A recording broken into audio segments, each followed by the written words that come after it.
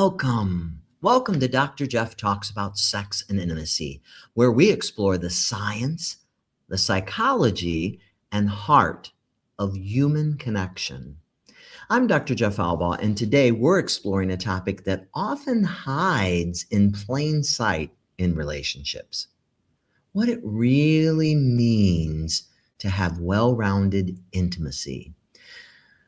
Yes, today you're joining us for episode 62. Crazy. It's called Beyond Sex, Creating Well-Rounded Intimacy That Lasts. Whether you're watching live or listening to the recording later, every moment of your amazing life counts. So I count it a true blessing that you have taken time out of your busy life to improve your intimacy and deepen your relationships and be a part of this podcast. So thank you for joining us. I sincerely thank you. And I want you to know you're exactly why this podcast exists for you. We're connected across so many different platforms. So we're on Facebook, we're on YouTube, we're on LinkedIn. And if you're on X and you need to ask a question, pop over to one of the other platforms, including StreamYard, so you can interact with us. A quick favor, if you are on Facebook, the more people who watch us on Facebook, the more we can do on Facebook. So please put us in your favorites, and that will do it. Thank you. Visit the website. You can go to all the incredible past episodes. We have had so many amazing guests on. You can pull up the calendar and see what's coming up next. All kinds of good things on that website. So go there and find out more. You can take us with you when you're working out, when you're on the road trips. We can go where you go. In your car, we are on Amazon Music, Spotify, iHeartRadio, and more. So take us with you. You can learn more. You can deepen your relationships while you're on the road. As always, I just want to take a moment to remind everyone that all are welcome here. Whatever your sexual orientation, your gender identity, or your relationship style, we are so glad you're here, and you are so welcome here. The mission of the podcast is really simple. It is to empower and enlighten you with the evidence-based scientific information you need to make informed choices to improve your sexual health and deepen your loving relationships so you can live your one miraculous life more fully and with more love. So when couples tell me they've lost the spark, what they're often describing isn't just a sexual issue. It's usually something broader, something quieter, a slow drift in emotional closeness, curiosity, playfulness. Playfulness is highly underrated, or shared meaning. Sexual intimacy doesn't decline in isolation. It reflects the overall health of the relational ecosystem. It's all important and it all works together. Today, we're exploring what it means to cultivate a well-rounded intimacy in your relationship. Not just sex, but the multiple dimensions of connection that make desire sustainable over time. My guest today I'm very excited about is Claire Postl, and she helps couples understand the patterns that we fall into, patterns that may feel stable or even functional on the surface, but can unintentionally dampen erotic energy and emotional closeness. This conversation will offer you a new lens for understanding intimacy. Who doesn't want more of that? Not as a single behavior, but as a dynamic system that requires balance, differentiation, safety, and growth. So my guest tonight, Claire Postl, she is a licensed professional clinical counselor specializing in couples therapy and relational intimacy. She works with individuals and partners to better understand the emotional patterns, the attachment dynamics, and communication styles that shape their relationships. Claire integrates evidence-based therapeutic models with the systemic lens, helping couples move beyond blame, which is really not helpful, and towards deeper awareness, differentiation, and connection. Her work focuses on expanding the definition of intimacy: emotional, intellectual, physical and erotic intimacy. So partners can build relationships that support both security and desire. Known for her compassionate and insightful approach, Claire empowers couples to recognize the patterns that limit sustainable sexual intimacy and to develop healthier and more resilient ways of relating. I couldn't be more happy to welcome my guest and colleague, friend, Claire Postl. Welcome, Claire. Thank you. Thank you for inviting me. I'm so glad you're here, and I can't wait to hear your presentation. So without further ado, let's get into it. It's all yours. Yeah, so let's talk about intimacy and how to create a well-rounded intimacy that lasts in relationships. So I do a lot of couples work, and often I ask them, I'm like, what does intimacy look like in your relationship? And I think for the most part, people jump to, well, and mind you, I do a lot of sex therapy. And so usually people are coming to me like, well, we're not having any sex. And like, cool.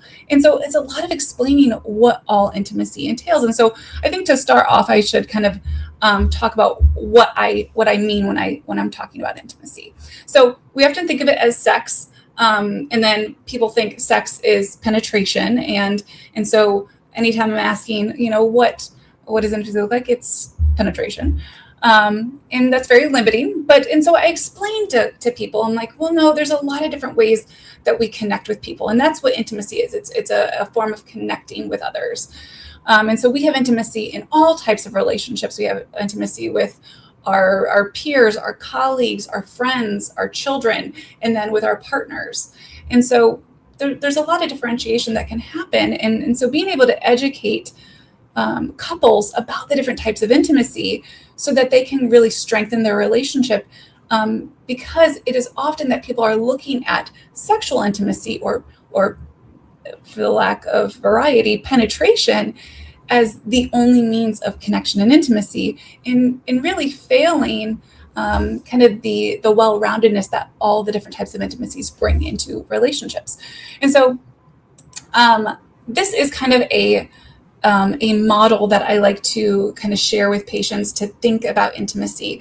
And so emotional intimacy is kind of the bottom rung. It is the friendship. It is what makes us feel connected and close. It's often like we have a lot of emotional intimacy with friends. We have emotional intimacy some with family members. But it's a pretty important thing. And so usually I ask people when talking about emotional intimacy, it's like, what is your friendship like? Like, how emotionally connected do you feel? And it's really a foundation of a relationship that gets neglected. We have a lot of people who, well, I'll ask them, like, how do you guys communicate? What do you do to hang out with each other? Like, oh, we don't, but we want to fix our sex life. And I was like, oof, that's going to be rough, because that is going to feel like just kind of having sex with someone maybe you don't even know, which is totally fine, but not usually what is expected when we're with a long-term partner. And then there's that is the foundation that we build relationships on. And so this kind of mirrors a lot of the teachings that people, or the pedagogy of different couples approaches, is like the emotional intimacy, the friendship, the trust, the communication, that kind of bottom rung. But then like the next tier is physical intimacy. And so it has to kind of be, we have to have emotional intimacy and safety to build good physical intimacy. And so we'll talk more about that is. And then there's sexual intimacy at the top. And so it almost looks like a food pyramid. And I think that's a good comparison, because what we don't need is a ton of sexual intimacy to feel connected with our partners. It's kind of like the sugars in our life. It's really high arousal. It feels really good, but we can feel connected in a lot of other ways. And so this kind of outlines like emotional intimacy. We need a lot of it. We need a lot of trust. We need communication. We need a lot of connection to be able to stack up a good foundation of intimacy. But we see a lot of couples kind of falling off of this. And so it's something that I'm asking couples all the time. And I'm like, okay, well, what does emotional intimacy look like? How are you connecting with each other? What are you doing in terms of physical intimacy? What does affection look like throughout your week? And honestly, like, mind you, and Dr. Jeff can maybe attest to some of this, when people are coming to sex therapy, it's usually because something has gone wrong. And so often they'll say, oh, our problem is sex. But when we actually break it down, it's like, well, no, sex is maybe the thing that got us in the door, but we haven't had really emotional intimacy. We can't really talk about the things that are going on in our relationship. We're not really touching each other. We're not connecting on a physical level. And our brain needs physical touch.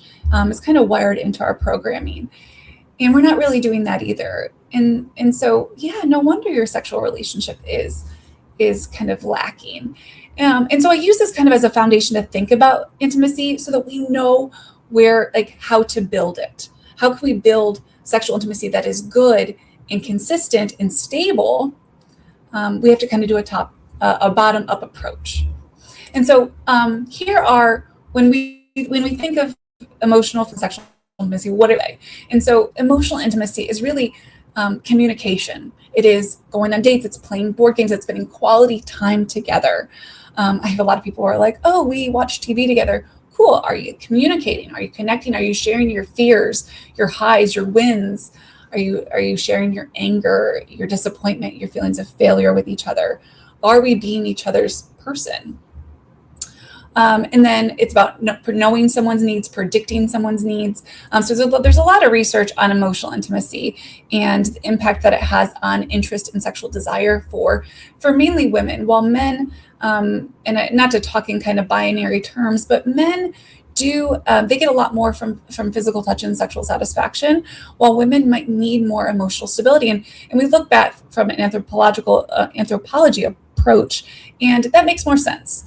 But it's knowing needs, predicting needs, feeling like someone is seeing us for who we are. And it makes us feel connected. It makes us feel like, oh, this person gets me and they are my person. And then again, kind of going back, the second rung is physical intimacy. And so this is affection. This is hugging, kissing, cuddling, back rubs, hand holding.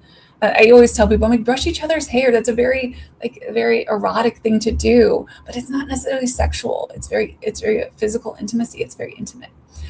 Tickling, though. Now, mind you, I wrote these down, and for some people, some of these do feel kind of sexual in nature, and that is okay. Everyone kind of has the blend between these two is kind of personal, and so it's something I kind of pick apart with patients, but.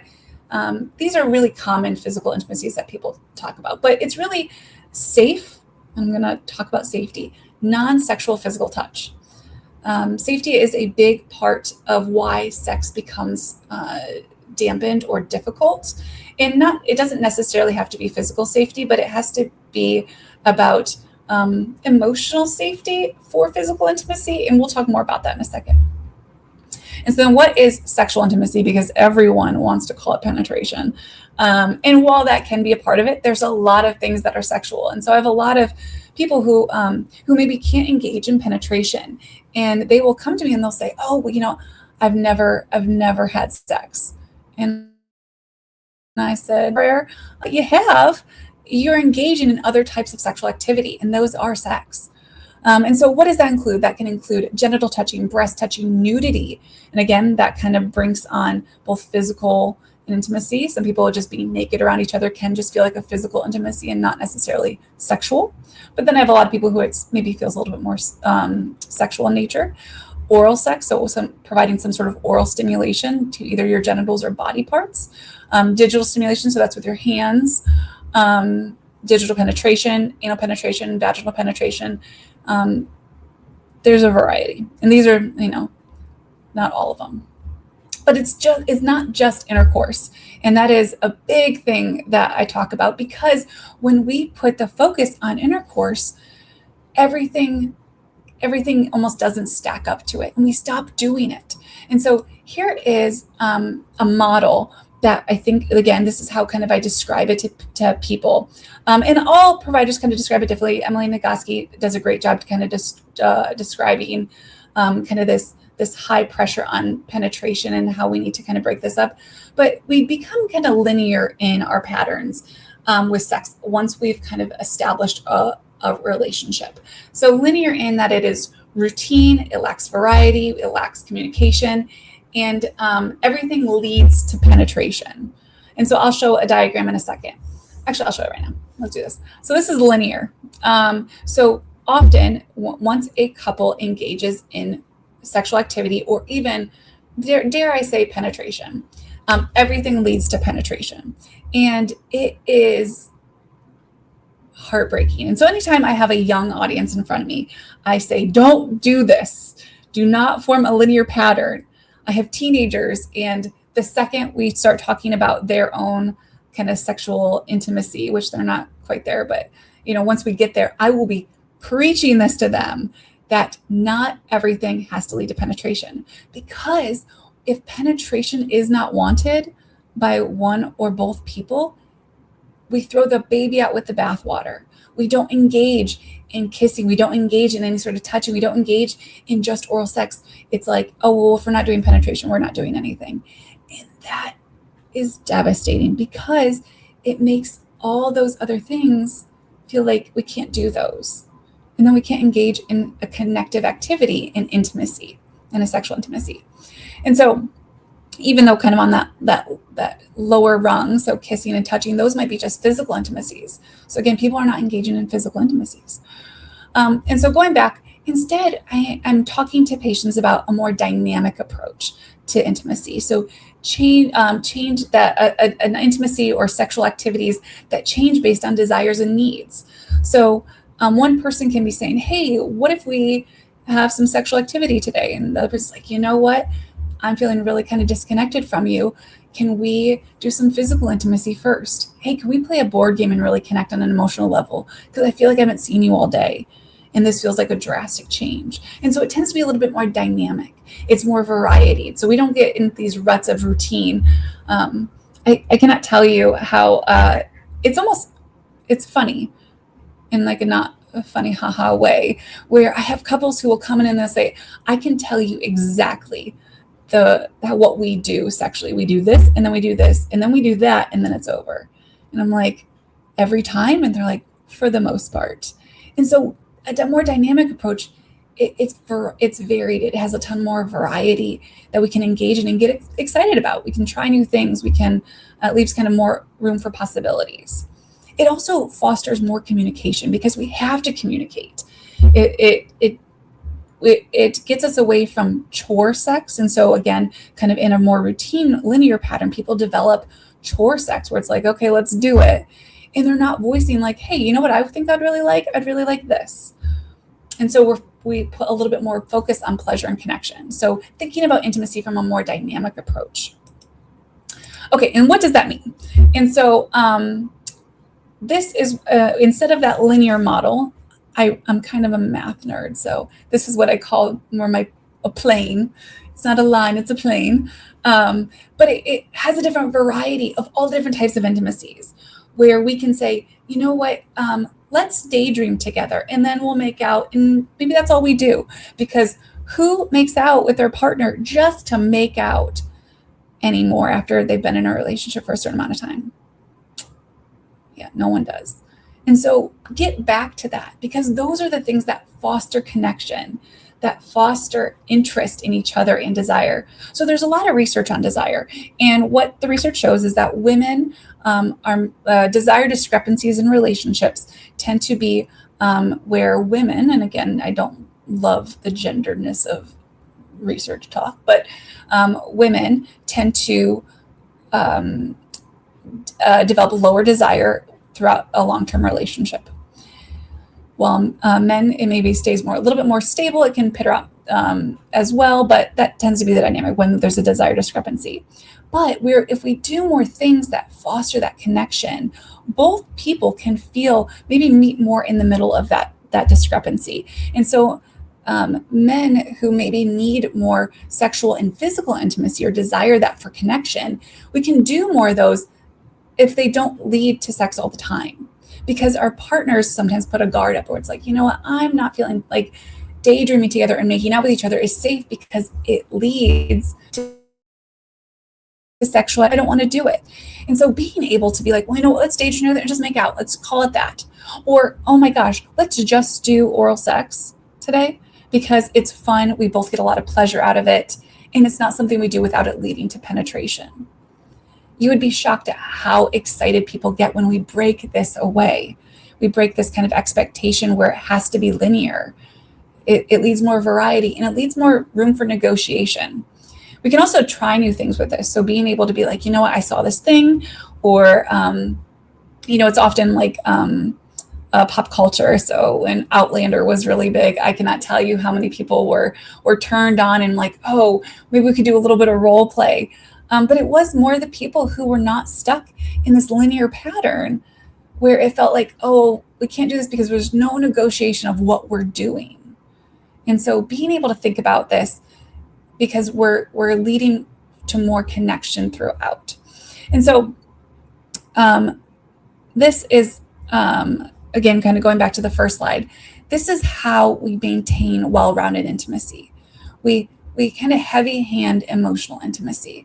And so being able to think about like, how are we connecting each other on an emotional level every single day? What are we doing to express physical intimacy and show gestures of physical intimacy every single day? And then sexual intimacy, again, it doesn't have to be every day. Maybe I have a lot of people be like, well, how much are we doing? And I'm sure Dr. Jeff has talked a lot about this, but I have people who they think there's like 2 to 3 times a week is the ideal. Like, no, you could have some sort of sexual activity once a month. If you guys are well-rounded in these other physical intimacies or other types of intimacies, physical and emotional, because we won't be so desperate for sexual intimacy to be that connected piece that we'll feel very satiated in terms of connection and closeness. But it's scary for some people to kind of broach this. And so I have some kind of takeaway points that I encourage everyone to kind of think about, but we need to challenge cultural ideals of what intimacy is. It is not just sex. We need to be thinking about all the different types of intimacy. We need to be thinking about how we're connecting emotionally, how we're connecting physically, how we're connecting sexually. And it cannot just be penetration, because penetration isn't always available. As people age, it becomes a little bit more difficult. And so this will also help people cope with loss and change with aging, or even just situational changes. We'll know how to keep connecting without it being just penetration. If you want sustainable intimacy, flex all types of intimacies. So like I said, thinking about this kind of foundation, this food pyramid. I know food pyramids are outdated. I'm aware of that. But for this, it's perfect. It's a perfect analogy. But we need to flex all types. How are we connecting with each other on all aspects of ourselves? And then we need to communicate what we want and what we need every single time. I have a huge problem with people who don't directly communicate. Not problem with people, except I love all my patients. But I have a huge issue with people who don't communicate what they want and need every single time. They rely on their partner to be like, well, they know what I like. Well, yeah, but what if your body changes? What if they're doing something and they don't know that it's a little off, or you're a little sore, or it's not feeling as good? And it's a lot about kind of where your cognitive space is. And if we're not communicating that, we could be missing our mark. And I think that leads to a lot of unhealthy sexual activity. In some people, it becomes maybe more tolerated activity, or again, kind of chore sex. So we have to be communicating. Think like every single time we're engaging in some sort of intentional connection. Hey, how do you want to connect today? And so if some person says, hey, I really want to connect sexually, if you're not jiving on that, be able to be like, you know what, I'm really not into that. I want some other type of intimacy. I still want to connect with you, but it doesn't have to be through sex. And so communicate.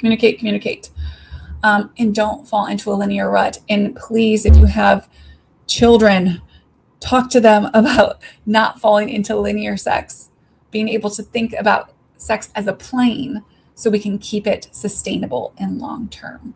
It's just not enough as a linear. We need to keep safety in all types of sex and intimacy. Okay, that is all I have. And I would love to open up to questions. Awesome. So many thoughts. Gosh, a lot of great information, and I love all of it. And I really like how you talk about those linear patterns. And I have so many couples like you who are like, okay, this is what we do. I touch her here, she touches me there, we do this. We know this works, and this is how we work it. Everybody's happy. We're done. But they're not happy and satisfied with that because Or I don't know if you've ever had this where I will have someone and they'll be like, and I know this person likes it, and then their partner's like, well, actually, I don't actually like that, and I'm like, oh my gosh, how long has this been happening for? It's really right. terrifying. I've been doing that, but that's not my favorite thing. That's not my favorite journey, you know. I thought you liked that. Like, no, no one likes that. It's so, when you crack open that communication and that discussion, you discover all kinds of things, you know. And like you said, when it's that scripted, it has to be done exactly this way. Sometimes it's just another, like you said, another box you tick. Okay, we got that done today. And is it really enjoyable? Because what are the goals when you're not procreating? It's pleasure and connection. Mhm. And if you're not having pleasure and connection because you're just ticking a box, probably not the best thing to do, right? Yeah, I really like. I'm not sure. There's different, again, kind of researchers out there who talk about this, but I really like the good enough sex model, where it's like, what Yes. are we trying to get out of this? And Yes. I will ask that to couples, and they're like, well, I don't know, like, so that this person doesn't bother me for another week. And I was like, Yes. oh, we're missing our marks. We're not. This is not fun. We're not. This is not what sex is about, guys. And Yes. so being able to talk about, like, what are we trying to get out of this? Yeah. Barry McCarthy talks a lot about good enough sex model, and he was on the show and was talking about some different things, and he was talking about responsive desire, which people don't always understand too, you know.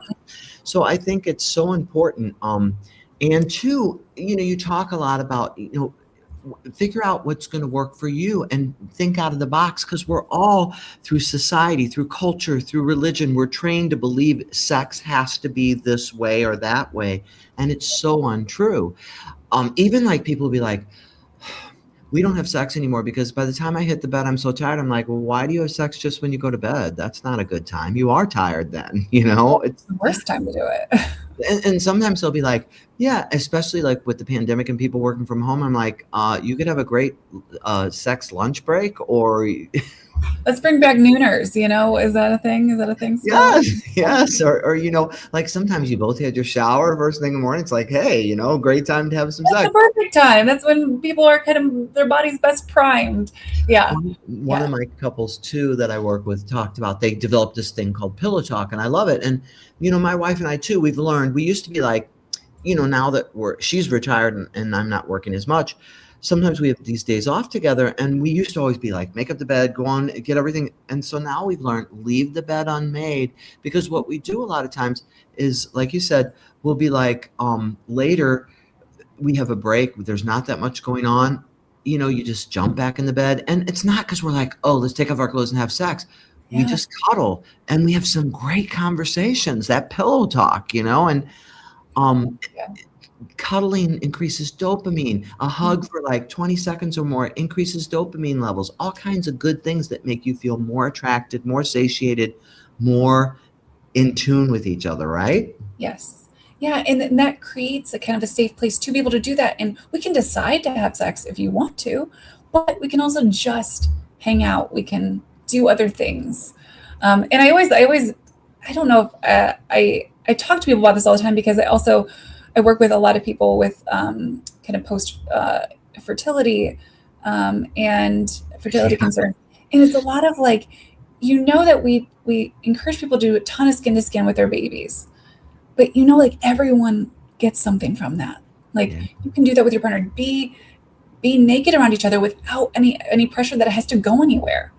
Let's touch each other's skin, get that skin to skin contact. But it definitely goes by the wayside when, I know, lives get busy, for sure. We can't be walking around naked all the time. But yes, let's bring back We're the doing so nooner. I many love this things. We're idea. doing so much and so many things. But then, like you said too, the fun of it can be just, what will it be this time? And maybe, and two, even some people think, well, it has to be equal. Maybe today was about your orgasm and I didn't have one. Oh, that Yeah. might build tension. People are freaked out. So what? There's always tomorrow, you know? Yeah, I don't like when I worked in men's health. So I worked in urology for a little bit, which is how actually I think Matt Jeff Yes. was through working in men's health, and so one of the things that I found just crazy was how people don't understand that men don't need to have orgasms every time, and how uncomfortable it makes people, where it's like, well, they need to do this, otherwise, what's going to happen? I'm like, their erection will go away, and But they'll get blue balls, or all these mythical things that you're like, not really. you might hurt a little bit, but I think we'll move on. Or, you say, here's the lotion, best of luck to you. I felt really connected during our time. And now if you need to, take the reins, totally, that's not our responsibility. But I do think like we put a lot of pressure on orgasms and being able to look that we can experience pleasure in other ways that doesn't have to just be orgasm, so that we can, open this idea up a little bit more. It's a little too restricted. And two, like maybe the next orgasm will be even more powerful and more wonderful because we did delay it. Everybody knows that can be that way, a little bit of that edging. You get close, you did all these things, but you didn't. So then later it's like, oh, this is built up more, and only good things can come. Experiment, have fun. And I also love that you brought up even the same person. Yes, yesterday I wanted it painstakingly slow, but today I'm not in that place. Let's get on with it. And, so it's okay. We all have variety is just amazing. It is so important. And not just in variety in terms of what we're doing sexually. Like when I am talking to people about sex, I'm like, don't just do penetration. Let's keep this well-rounded. And sometimes I'll even encourage people. I'm like, if you're going to do penetration, fine. Don't let it be the end of a sexual encounter. Yeah. Because we do put a lot of focus on male orgasm as like the end of an encounter, and be like, no, like if that happens, just keep going. Mm-hmm. Like people can still feel pleasure. But just in general, kind of all intimacies, let's stretch all of this. Like, how do we kind of step outside our comfort zone and make sure that we're doing all of them still? Because it is really kind of the thing that goes often in relationships, is all the intimacies. Even that coast-coital, that coast-penetration cuddling, that closeness that happens from having had so much body-to-body contact, that can all be amazing. And two, and people, I tell my patients too, here is your bar of where you're successful with that sex and intimacy. Did you have fun and pleasure? And did you feel deeply connected to your partner? And if those are your two goals, you made them. You can do that through an amazing cuddle. You don't have to have any orgasms, right? Yeah. It's taking the pressure. Do that through a card game together, like, wow, yes. We're connected, or, Yes. You're like, yeah. Even I'll say, okay, now you got to be a little careful, but like we have a lot of restaurants here where you eat with your hands and you feed each other, and, different ethnicities. Yeah.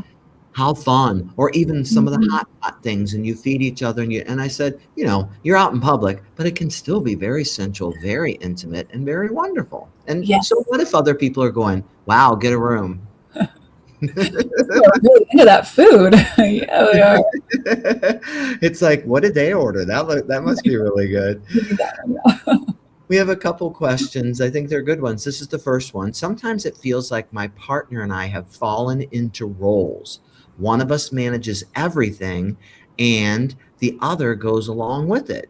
How do these kinds of relationship patterns affect sexual desire? Because it seems to be affecting ours. Yeah, I'm assuming that talking about kind of like chores and roles. Do you think that's accurate? Mm-hmm, mm-hmm. And I think, I do. Hugely. Especially like I think in TikTok and social media, the kind of mental load, or I'm drawing a blank now, but it's like it's not mental, I forget the word, but it's kind of like the mental load can fall on one person, and it's like this person feels responsible for everything, and it can really impact that feeling of connection. And it's like it kind of goes back to that emotional intimacy, where if that is happening, what's going on in that rung of intimacy that we're not able to share some of that this person is not seeing me as I'm kind of drowning in life. but is asking me to have sex with them, like, and feeling really kind of turned off by it.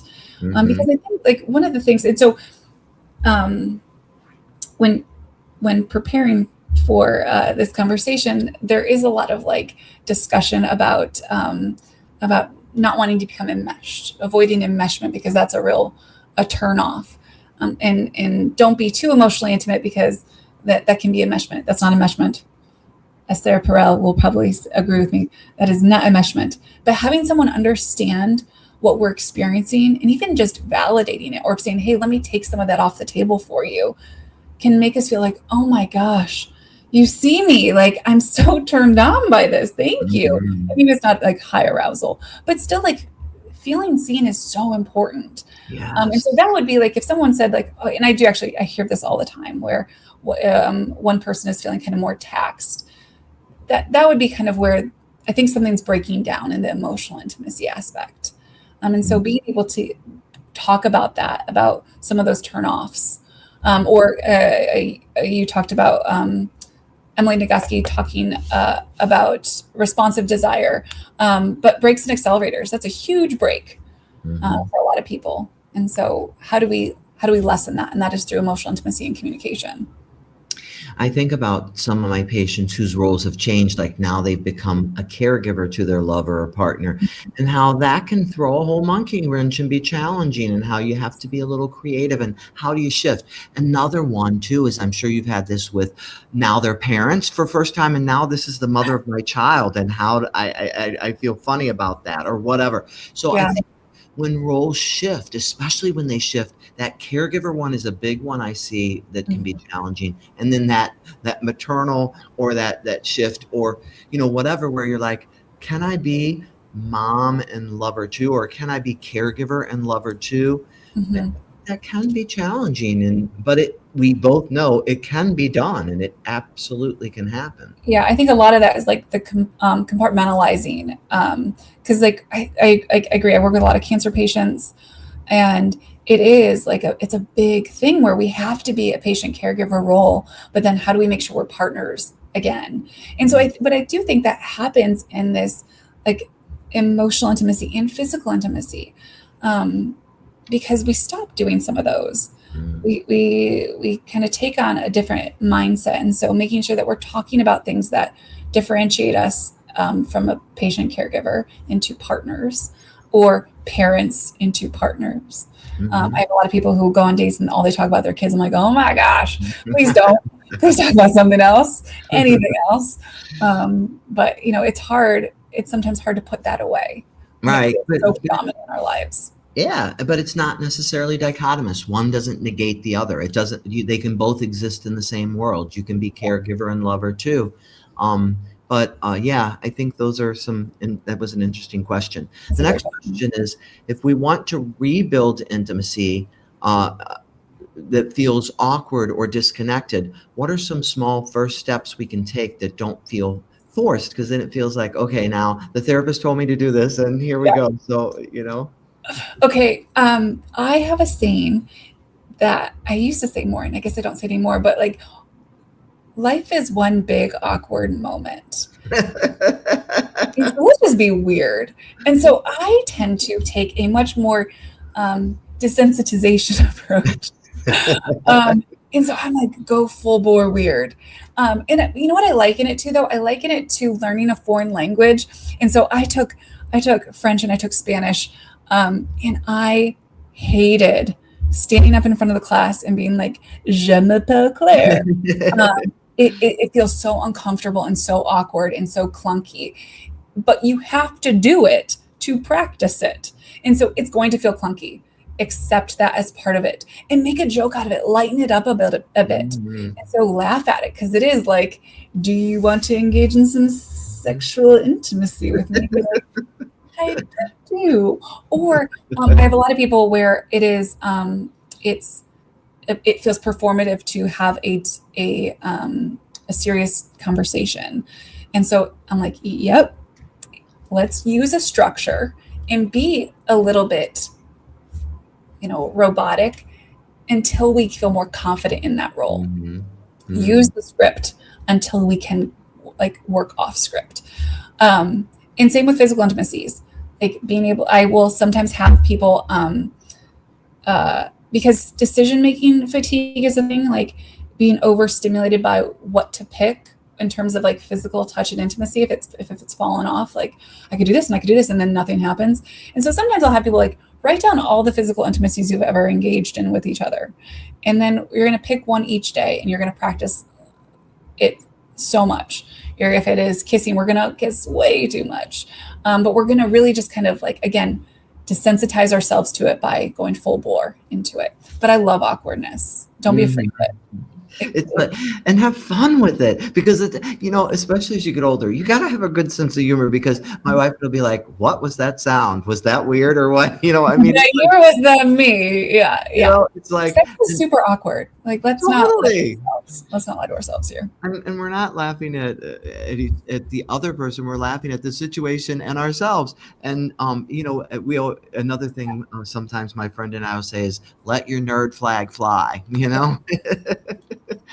It can be very liberating and very fun. Yeah. So so many good things. Gosh. I would like to go to a centering exercise to get everybody centered, and then I will come back to us in just a minute. But let's do what we do in this podcast. And so as we move towards closing today, I'd like to offer you a brief reflection. If you're able, get comfortable. Take a slow breath in and gently exhale. Find yourself seated or feet flat on the floor or lying, whatever's comfortable. Slow breath in, gently exhale. Let your shoulders drop as you exhale. Allow your jaw to soften. Bring to mind your partner, or if you're not partnered, someone with whom you desire deep intimacy or connection. Instead of focusing on what feels missing, shift your attention to the different dimensions of intimacy. Keep breathing in your nose and out your mouth as you ask yourself, where do we feel emotionally close, this person and I? Where do we feel distant? When do I feel most seen by this person? When do I pull back? Breathe in your nose and out your mouth. Notice without judgment. This isn't about right or wrong. It's just about awareness. Gently ask, what's one small way I could expand intimacy this week? Not sexually, but relationally. A moment of curiosity, a vulnerable statement, a soft touch without any expectations. Take one more deep breath in, gently exhale. Intimacy isn't a single act. It's a living system. And small shifts create meaningful change. Carry that with you as you move forward into your day. Well, I'm going to go to Vic and ask him what's up next week on Dr. Jeff Talks About Sex and Intimacy. In this episode of Dr. Jeff Talks About Sex and Intimacy, I dive into one of the most common and most misunderstood questions men have after prostate cancer treatment. What will happen to my sexual function? Joining me is world-renowned urologist and focal therapy expert Dr. Seti Guy-Nejid to unpack the science, outcomes, and real-world experience of men undergoing partial gland cryoablation for prostate cancer.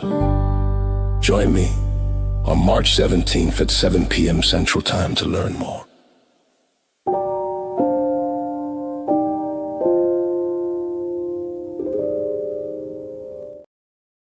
That that's going to be a great episode. Dr. Siddiqui is a wealth of information and a great colleague, and so I'm looking forward to that. And Vic, you're doing awesome from your basement. We have tornadoes where Vic is, and so he is literally doing all this work from his basement today, and so we so appreciate you hanging in there and getting the podcast done. But I truly appreciate you, Claire. What fun it's been to learn from you and to think about broadening. Really, you've really challenged our listeners to think about sex and intimacy in a broader, more way. And I think that's great. So thank you so much for joining me first and foremost. I really appreciate it. I love this. And also, I wanted to give you that chance to give. So what final words do you want to tell listeners before we end our podcast? Yeah, I think the most important thing to be thinking about with sex is not just penetration. Intimacy is not just sex. I have the patients that I see that have the most fruitful sex lives most often does not end in penetration. And so that is, I think, what I'm going to end with. I love that message. And we preach that message all the time on Dr. Jeff Talks About Sex and Intimacy. We've had some great episodes on non-penetrative sex and outer course, and even expanding beyond that too. It just, the intimacy piece of it, I think, is so important. So I love that message. So listener, I just want to remind you that you are enough. You are so, so worthy of love and belonging and pleasure. And pleasure can come in lots of different forms, as we learned from our amazing guest tonight, Claire Postl. So I hope you'll remember that. And I hope you'll explore all that with someone that you would love to do that with. Have a great one, and goodbye.